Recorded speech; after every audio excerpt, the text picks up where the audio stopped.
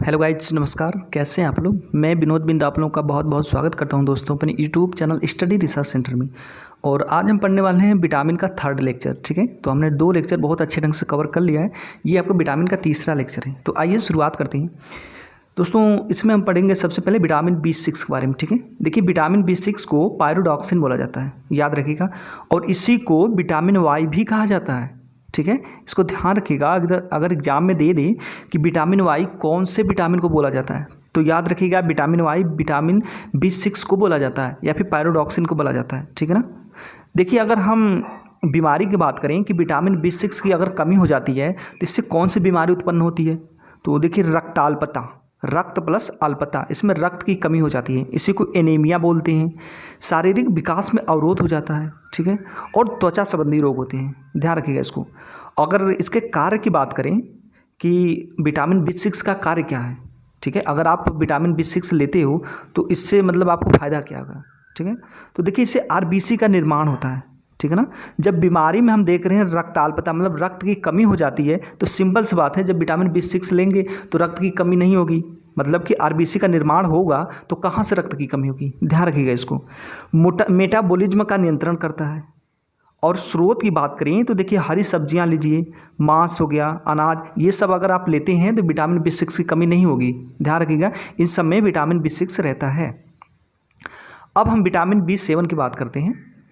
देखिए इसे बायोटीन बोला जाता है। क्या बोला जाता है, बायोटीन। और एक बात और रखिएगा दोस्तों, इसको बहुत ही इंपॉर्टेंट है, ध्यान रखिएगा इसको। इसे विटामिन B7 को विटामिन H बोला जाता है, विटामिन S बोला जाता है, विटामिन M बोला जाता है, विटामिन W बोला जाता है और विटामिन X बोला जाता है।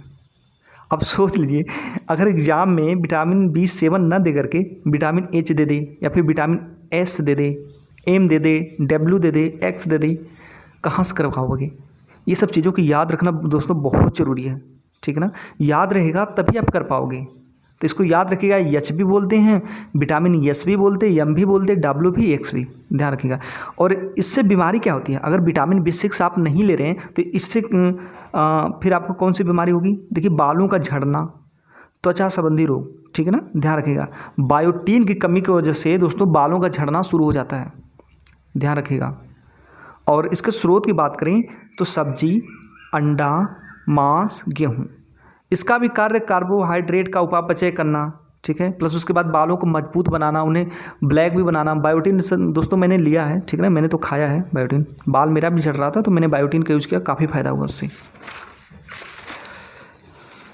एक मिनट दोस्तों,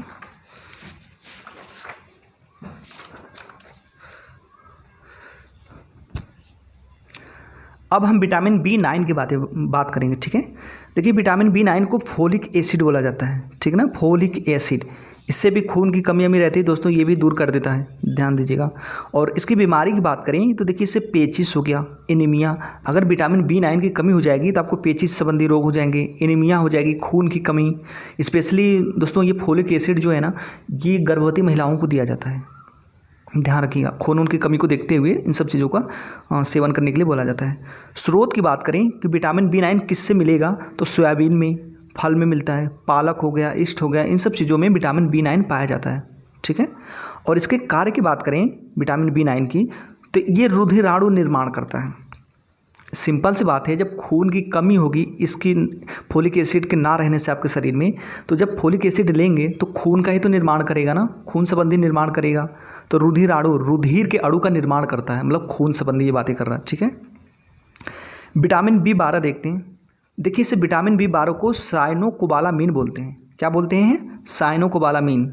और विटामिन B12 की कमी से कौन सा रोग होता है, रक्त छीड़ता, ठीक है, कमजोरी। सिंपल सी बात है, जब रक्त छीड़ता होगा तो कमजोरी तो होगी ना, तो यही चीज़ें ध्यान रखिएगा। इसका स्रोत क्या है, विटामिन B12 किस में पाया जाता है, मांस में, मछली में, अंडा में, दूध और पनीर में पाया जाता है।